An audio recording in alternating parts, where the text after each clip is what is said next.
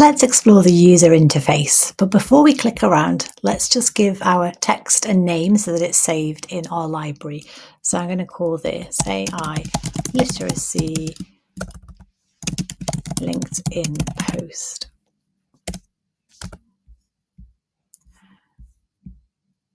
And because it's online, you might see down in the bottom there it said saved. So it's saving everything as you're working through the cloud.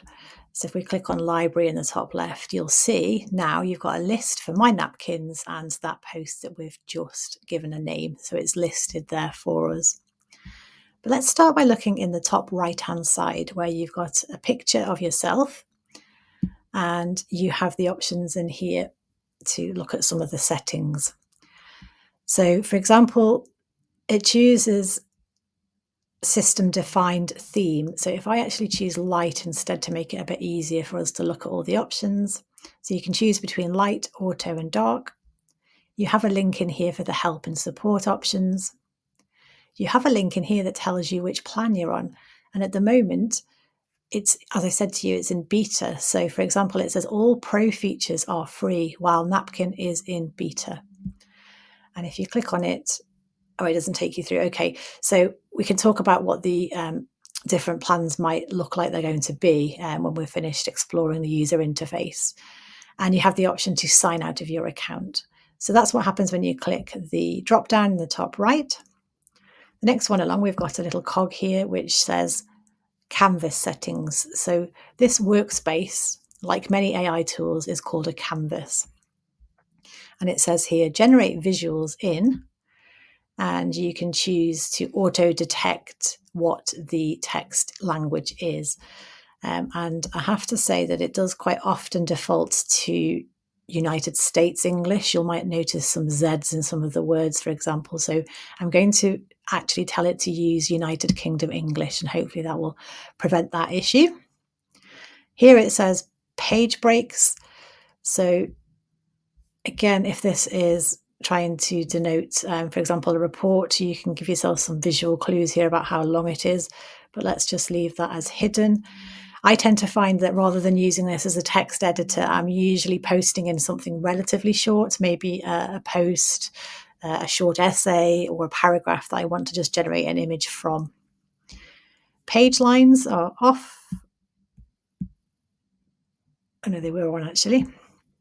Again, I'm not quite sure what that does. I've not noticed that come up. And if you are using dark mode, you can choose to invert the colours. So for example, if it's using maybe black as the lines, it would reverse that to be white, if that makes sense. So let's just say normal for that. And that's the canvas settings. You have the option here to share. And if we click share, it allows us to put email addresses in, comma separated email addresses, and then sending those to allow people to view, to comment, to edit, or to edit and share. And again, that's showing that they're having thought here about working in a team environment or collaborating with other people. So you have the option to maybe start out thinking about how you want that graphic to look. And then if you maybe have to get somebody else to sign off or a colleague to check that they like it and they're happy, you can do that from within the application. And you also have the option, anyone with a link, or only people with access can open the link. Again, so if it's something that's maybe a bit more private, you might choose the second option there. And again, you have the ability here to see that I'm the owner of this one. So if someone had shared one with me, I might be able to see it, but I wouldn't be the owner. And then you have the option to download PDF or copy this link. And that's for the whole napkin as opposed to just the image. And then we have the option here for where we can choose styles. So you'll see here there's a long list of built-in styles, and they've got different names here to try and help. So if there are ones that you really don't like, I think you can deselect them here. Yes, there you go. So when you've had a look through and you've started to get used to how it generates the images, you might prefer a colourful one here, like these at the top, or you might prefer a single colour theme. So you have the option to choose which ones you like or which ones you don't like. And also you have the option to create your own style, which we can do shortly. So that's choosing the styles. And then you have the option here to click undo. So if you've made one change and you want to go back a level, you can do that. You have the option to start a brand new napkin. And when you click on that, you have three options: draft with AI, import from a file, or start a blank napkin like we did, where you can just copy and paste the text, which is what I tend to do.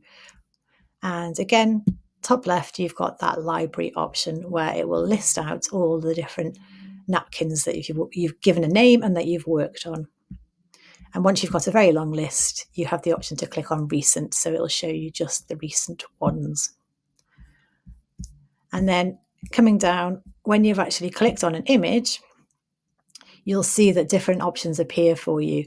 So for example, there are elements that you can select and click. So you'll be used to this if you've ever used an image editing tool, or you've tried to create graphics within PowerPoint or Word. You can click on the individual elements, so an icon or a title or an arrow.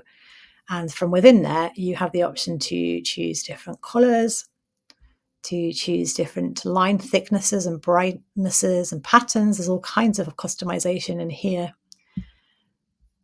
And also over here, so once you've chosen what you want to do here, so for example, if you select text, you can choose a different font, whether it's bold or not, what size it is, and again, the color. And you can do a lot of changing options with that.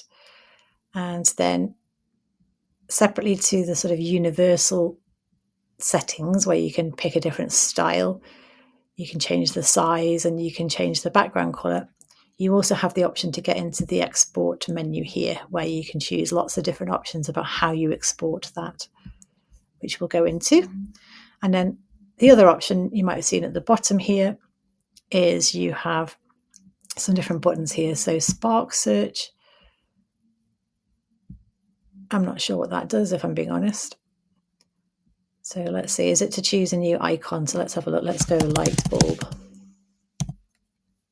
Yes, there you go. So it's a way for you to search for an icon if you want to add something that you feel is missing. So again, it's generated automatically for you a graphic it thinks works really well. And if it's very close but not quite, within this editor, you have the option to add missing elements like that there. So that was Spark Search. Label allows you to give it a new title or to put in some missing text if you want to. Sketch allows you to draw on top of it. So if you wanted to add your own handwriting, and you can see it actually smooths that out for you a little bit. And then image, if I click on image, I can import an image here. So I can upload an image from my computer, I can drag and drop an image, or I can copy and paste an image. So again, more customizable options there available to you. But that's the user interface, nice and easy to use, all online and cloud-based. As you can see, it gives you quite a lot of control over the results.